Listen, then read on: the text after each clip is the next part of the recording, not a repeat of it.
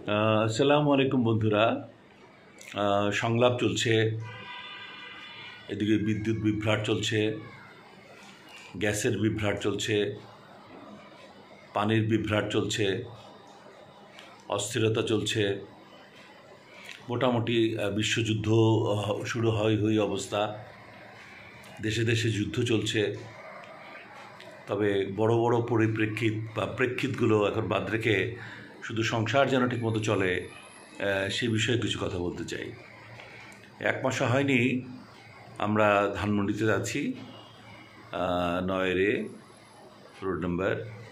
তো এখানে পানির ভীষণ ক্রাইসিস ছিল।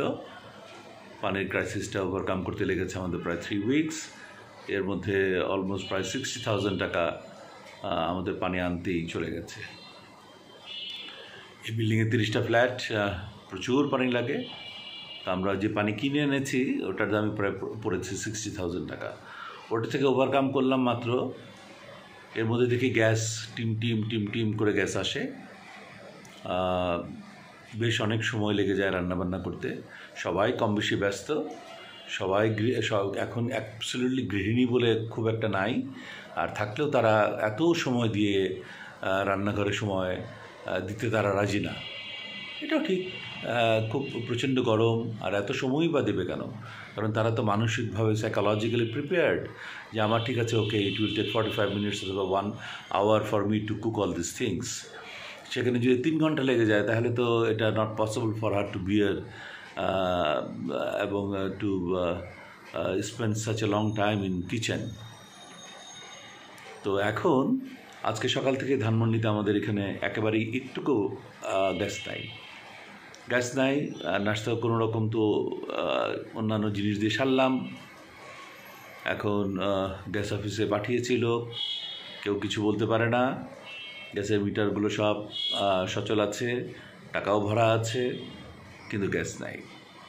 বিদ্যুৎ তো মাঝে মাঝে যায়, বেশিরভাগ সময় যদিও থাকে, কিন্তু মাঝে মাঝে যায়।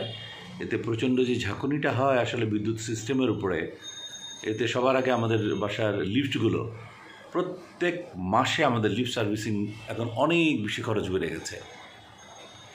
তো এগুলো সব কিছু নিয়ে তো আমরা হাঁপিয়ে উঠেছি। এই যে ম্যানেজমেন্ট কমিটিতে যারা আছে, আমি ম্যানেজমেন্ট কমিটির এখানকার সভাপতি, সমস্ত কিছুই আমাকে দেখতে হয়। তো আমি দেখি আসলে একটু সহ্য করে নিয়ে অ্যাডজাস্ট করতে হয়, সবার সাথে কথা বলতে হয়, রিকোয়েস্ট করতে হয়, সার্ভিস চার্জ বাড়াতে হয়, নানান কিছু নিয়ে আছি। তো এটা আসলে খুব ডিফিকাল্ট হয়ে গেছে আমাদের জন্য, ভেরি ভেরি ডিফিকাল্ট। যে এই প্রত্যেক মাসে মাসেই লিফট ঠিক করো, সার্ভিসিংয়ের জন্য তো কন্ট্রাক্ট আউট করাই আছে, তাদেরকেও টাকা দিতে হবে। পানি প্রায় চলে যাবে, পানি কিনে আনতে হবে। আজকে গ্যাস চলে গেল, এখন গ্যাসের জন্য খাবার বাইরে থেকে কিনে আনতে হচ্ছে। তো এগুলো তো আমাদের জন্য খুবই দুর্বিষহ জীবন। তারপর রাজনৈতিক অস্থিরতা যখন চিন্তা করি, এবং দেশে আইনের শাসনের কথা যখন চিন্তা করি, শান্তি শৃঙ্খলার কথা যখন চিন্তা করি, তখন খুবই খারাপ লাগে। আর তার মধ্যে যে নির্বাচনী এলাকাগুলো রয়েছে, বিশেষ করে আমার যে নির্বাচনী এলাকা চাঁদপুর 2, যার আন্ডারে মতো উত্তর দক্ষিণ পড়েছে, বেশ অস্থিরতা চলছে, নিজেদের মধ্যে নিজেরাই কামড়াকামড়ি। তো এগুলো তো বন্ধ করা উচিত, ডেমনস্ট্রেশন, শোডাউন, মিটিং, মিছিল, এই সমস্ত সব ইমিডিয়েটলি বন্ধ করে দেওয়া উচিত। এগুলো নিয়ে মারামারি লেগেই আছে, এবং এতে দেশবাসী যেমন বিরক্ত হচ্ছে, ভোটাররাও বিরক্ত হচ্ছে, পলিটিক্যাল ইমেজও নষ্ট হচ্ছে পার্টিগুলোর। সবচেয়ে বেশি ইমেজ নষ্ট হচ্ছে বিএনপির। তা আমি অনুরোধ করব, এই সব সংশ্লিষ্ট যারা রয়েছেন, আপনারা সবাই যে যার ক্ষেত্রে আরও বেশি অ্যাটেন্টিভ হন, এবং যে সমস্ত পদক্ষেপ নিলে আমরা একটু ভালো থাকতে পারি সেই সমস্ত পদক্ষেপ গ্রহণ করুন। আজ এতটুকুই। আপনারা সবাই ভালো থাকুন, সুস্থ থাকুন। আল্লাহ হাফিজ।